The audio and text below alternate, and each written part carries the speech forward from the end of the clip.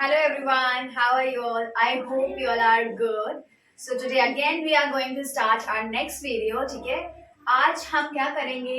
Yesterday we had done the business studies of class 12 and today we will do the business studies of class 11, ठीक है? हम लोग क्या कर रहे थे 11 उसमें 11th क्लास का जो था इंटरनल ट्रेड के बारे में पढ़ रहे थे, ठीक है? तो उसी के आगे का जो टॉपिक रह गया है, today we will continue that topic only, ठीक है?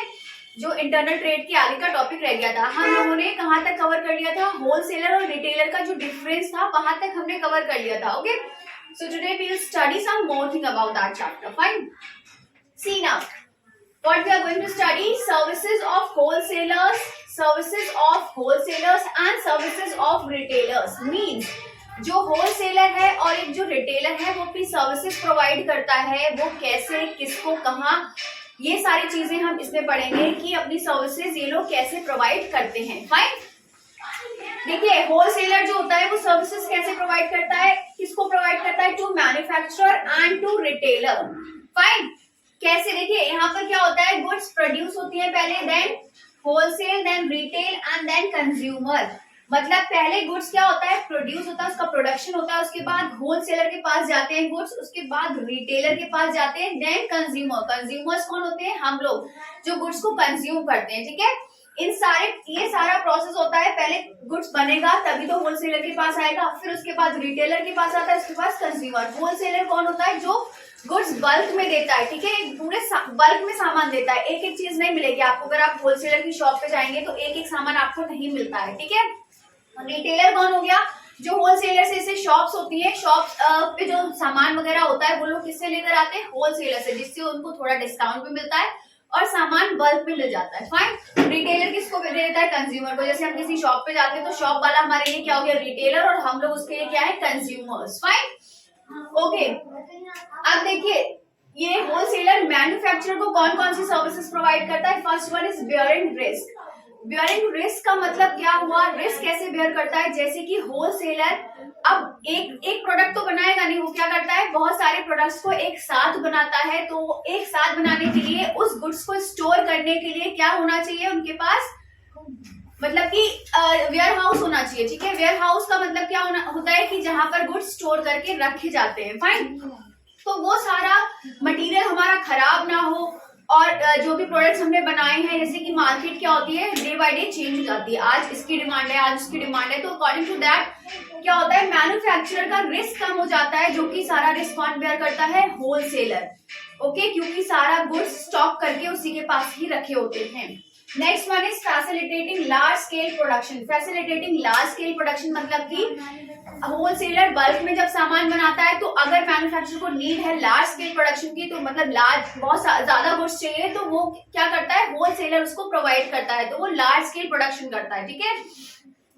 Next one is financial assistance. Financial assistance मतलब कि financially also it helps to the manufacturer.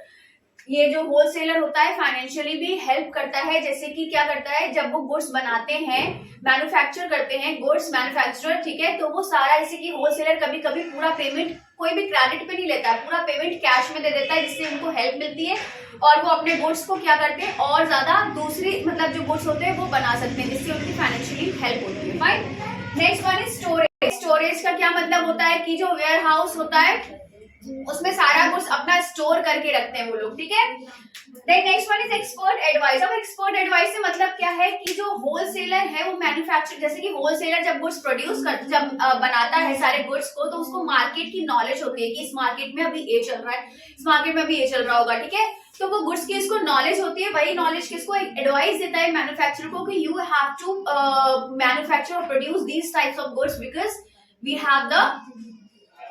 Because हम लोगों की क्या है, अभी यहाँ पर मार्केट में डिमांड है इन सारे गुड्स की. Fine, so this is about the manufacturer. Next one is to retailer. अब रिटेलर को क्या प्रोवाइड करता है? देखिए अवेलेबिलिटी ऑफ गुड्स, मतलब कि क्या होता है कि जो गुड्स होते हैं, जब होलसेलर बल्क में बनाता है तो रिटेलर को क्या करता है? वो अवेलेबल करता है गुड्स. जब भी उसको नीड होती है तो वो गुड्स क्या लेता है? होलसेलर से ले लेता है, तो होलसेलर उसकी हेल्प करता है गुड्स प्रोवाइड करने में. Fine, next one is grant of credit. Grant of credit का मतलब क्या हुआ? जैसे कि रिटेलर ने कभी होलसेलर से गुड्स परचेज करने हैं, ठीक है, बट उसके पास फाइनेंस नहीं है, उसके पास उस टाइम उतना पैसा नहीं है कि वो गुड्स परचेज कर सके, तो वो क्या करता है, गुड्स क्रेडिट पर ले लेता है, होलसेलर से उधार ले लेता है, जिससे कि वो क्या होता है, हेल्प हो जाती है उसके लिए उस टाइम के लिए, क्योंकि उसके पास फाइनेंस नहीं है। Fine.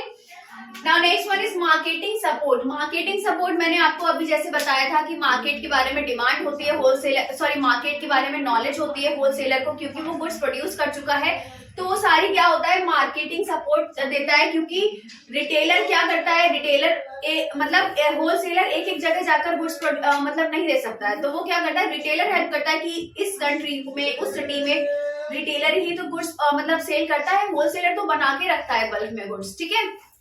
Then next one is risk sharing. Risk sharing का मतलब क्या हो गया कि जो गुड्स बनाए हैं वो आधा रिस्क शेयर करते हैं, कौन, रिटेलर और होलसेलर, ठीक है, क्योंकि गुड्स जब बने हैं तो रिस्क इसमें रिटेलर का भी है और रिस्क इसमें होलसेलर का भी है। Fine. So this is about the services of wholesaler to manufacturer and to retailer. Okay, now we will study about the services of retailer. Retailer किसको किसको प्रोवाइड करता है services, to manufacturer and wholesaler and to consumers. ये manufacturer और wholesaler दोनों को services provide करता है और कंज्यूमर्स को भी प्रोवाइड करता है, ठीक है। अब देखिए पहला क्या है, help in distribution of goods. Help in distribution of goods का मतलब जैसे मैंने अभी एक पॉइंट बताया था, अब होलसेलर एक एक जगह जाकर गुड्स थोड़ी सेल करेगा, रिटेलर करता है। शॉप आपने देखी होगी, बहुत सारी शॉप्स होती है अलग अलग चीजों की, तो वही तो मार्केट में गुड्स सेल कर रहे हैं। होलसेलर तो सिर्फ प्रोडक्शन करता है, प्रोडक्शन किया उसने और रिटेलर को सेल कर दिया, ठीक है, उसको बेचने से कोई मतलब नहीं है। गुड्स कौन सेल करता है, रिटेलर, तो वही है इसका मतलब help in distribution of goods. Goods को डिस्ट्रीब्यूट करने में हेल्प करता है रिटेलर, अलग कंट्रीज में, अलग सिटीज में। Fine. Next one is personal selling. Personal selling का मतलब क्या हुआ, जैसे कि मुझे एक मार्कर चाहिए, ठीक है, आई वांट वन मार्कर, तो मैं शॉप पर जाऊंगी और जो शॉप वाला है वो रिटेलर है ना मेरे, तो वो मेरे साथ पर्सनल सेलिंग कर रहा है, मतलब मुझे पर्सनली ये मार्कर दे रहा है। ऐसा तो नहीं है कि मैं होलसेलर के पास जा रही हूँ, किसी और के पास जा रही हूँ। So they are selling me personally these all things, ठीक है। सो वही चीजें इसमें बोली गई कि पर्सनल सेलिंग में हेल्प करता है रिटेलर, होलसेलर और मैन्युफैक्चरर की। Next, enabling large scale operation. Enabling large scale operation का मतलब है एक जगह नहीं, बहुत सारी जगह, मतलब सारा क्या होता है, सेलिंग होती है। रिटेलर एक ही जगह सेल नहीं करता है, रिटेलर मतलब कि हर जगह, अलग सिटीज में, अलग कंट्रीज में, तो बहुत सारी जगह वो लोग क्या करते हैं, गुड्स को अपने सेल करते हैं। Fine. Now next one is collecting market information. Collecting market information का मतलब क्या होता है कि जो मार्केट की इंफॉर्मेशन है वो कलेक्ट करने में हेल्प करता है, क्योंकि जब वो मार्केट में रहेगा रिटेलर, तो उसको पता होगा कि इस गुड्स की डिमांड है, तो ये हमें होलसेलर को बताना है कि you have to produce these goods, ठीक है, क्योंकि मार्केट में डिमांड अभी इस चीज की है। Okay, they will get to know easily, क्योंकि वो लोग क्या कर रहे हैं, वो अपना गुड्स को सेल कर रहे हैं मार्केट में, ठीक है। So this is all about the market, manufacturer and wholesaler. Now to consumers. Consumers कौन हुए, हम लोग। consumers हम लोग होते हैं, ठीक है। First one is regular availability of goods, ठीक है, ये वही है, यहाँ अवेलेबिलिटी ऑफ गुड्स था, यहाँ पर रेगुलर मतलब कि अगर हमें कोई चीज चाहिए तो हम शॉप पर जाते हैं, हमें मिल जाती है, ठीक है, तो वो रेगुलर जो है, कंटिन्यू वो चीजें हमें अवेलेबल रहती हैं, ठीक है। होलसेलर दे देता है रिटेलर को और रिटेलर सेल करता रहता है, तो वो हमें इजीली सारी चीजें अवेलेबल हो जाती हैं। Fine. Next one is wide selection. Wide selection का मतलब है, अब हम लोग जैसे मान लो क्लोथ्स परचेज करने गए, एक शॉप पर गए, तो वहां पर बहुत सारा सिलेक्शन होता है हमारे लिए, हम लोग कोई सी भी चीज सिलेक्ट कर सकते हैं, ठीक है। अगर नहीं पसंद है देन वी क्या करते हैं, फिर हम लोग दूसरी शॉप पर जाते हैं, ठीक है, अगर हमें मतलब समझ में नहीं आ रहा है। तो वही चीज है कि यहाँ पर वाइड सिलेक्शन होता है, बहुत सारी चीजें होती है जिसमें से हम सिलेक्ट कर सकते हैं। Next one is new product information. New product information का क्या मतलब होता है कि नई जो नए नए प्रोडक्ट आ रहे हैं उसकी इंफॉर्मेशन मिलती है, तो रिटेलर हेल्प करता है कंज्यूमर्स की। रिटेलर शॉप पर से ही जाकर तो हमें पता चलता है, आजकल तो एडवर्टीजमेंट्स भी होते हैं, तो उन एडवर्टीजमेंट्स को देखकर ही तो हमें पता चलता है कि हाँ ये गुड्स आए हैं मार्केट में, so we should also try these all the things, ठीक है। तो वही चीज है यहाँ पर, न्यू प्रोडक्ट इंफॉर्मेशन, हमें इंफॉर्मेशन मिलती है न्यू प्रोडक्ट के बारे में। Next one is after sale services. After sale services का मतलब जैसे मान लो हमने एक वॉशिंग मशीन परचेज की है, ठीक है, अगर हमने एक वॉशिंग मशीन परचेज की है तो उसकी कुछ वारंटी या गारंटी भी होती है, ठीक है। तो जब वो गारंटी होती है उसमें क्या होता है, अगर मान लो 5 इयर्स की गारंटी है, तो उसके बाद जब हम गुड्स अपना घर पे ले आते हैं, बट 5 साल तक वो हमें आफ्टर सेल मतलब कि क्या हो गया, सेल कर दी है उन्होंने वॉशिंग मशीन, बस उसके बाद भी वो सर्विसेज प्रोवाइड करते हैं। कब तक? जब तक वो गारंटी या वारंटी रहती है, ठीक है। आफ्टर सेल सर्विसेज का मतलब यही होता है कि सेल करने के बाद भी जो सर्विसेज प्रोवाइड की जाती हैं उसको हम बोलते हैं। तो ये रिटेलर कंज्यूमर्स को प्रोवाइड करता है आफ्टर सेल सर्विसेज, ठीक है। Then credit facilities. अब क्रेडिट फैसिलिटीज का मतलब क्या होता है, जैसे कि हम लोग हैं, अगर हमारे नोन की शॉप है, ठीक है, और हमारे पास अभी पैसे नहीं है और बट हमें उस प्रोडक्ट की नीड है, तो कभी कभी क्या होता है कि हम लोग उनसे कह देते हैं कि we'll give you after some time this amount, ठीक है, now give me this the product, okay. तो वो चीज क्या है कि हम लोग उनसे कह देते हैं कि हमें अभी दे दो, हम बाद में आपको पैसे दे देंगे। तो वही चीज है कि ये क्रेडिट फैसिलिटी भी प्रोवाइड करते हैं कंज्यूमर्स को, बट हर किसी को नहीं, जिसको जो नोन होगा उसी को दे सकते हैं, क्योंकि हर किसी अनजान इंसान को थोड़ी दे देंगे क्रेडिट फैसिलिटी, पता चले वो अगले दिन आया ही नहीं है, ठीक है। तो वही चीज है यहाँ पर भी कि ये क्रेडिट फैसिलिटी प्रोवाइड करते हैं, okay. So this is all about the services of wholesaler and services of retailer. मैंने बहुत अच्छे से एक्सप्लेन कर दिया। I hope you all understand, ठीक है। If you understand, then kindly do like, comment, share and subscribe my channel. So till then, bye bye, take care, have a good day and take a screenshot.